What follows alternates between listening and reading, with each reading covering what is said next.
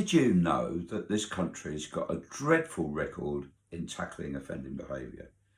The National Audit Office recently published a report in which they highlight that it's been estimated that the social and economic cost of reoffending of adult offenders in England and Wales costs this country £20.9 billion per year. £20.9 billion per year.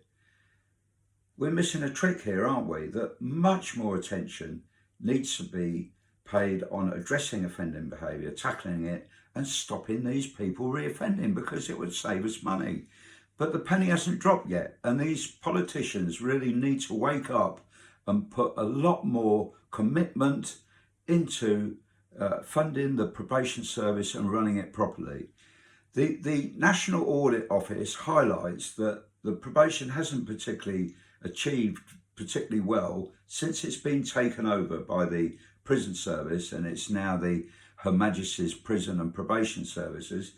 And they say that management failed to recognise the effort required and the time involved in tackling offending behaviour, that they underestimated it and have under-resourced it.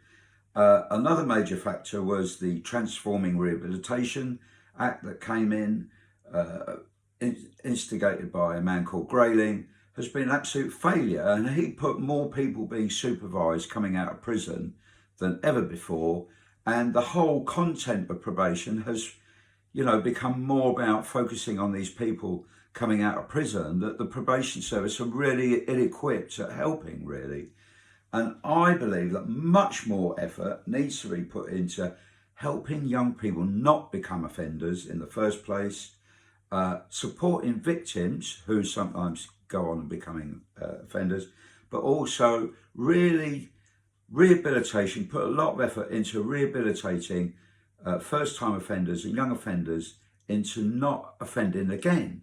And again, offending behaviour used to be tackled much better years ago, and the probation service used to run really excellent programs. We need to go back to those days. We need to have higher numbers of probation officers and better quality of work, and less focus on, containment, but more dynamic work gone into really good programs in stopping people reoffend and rehabilitating them. This is what we need to learn, and countries in Scandinavia have proven that it is effective and it actually saves their countries a lot of money.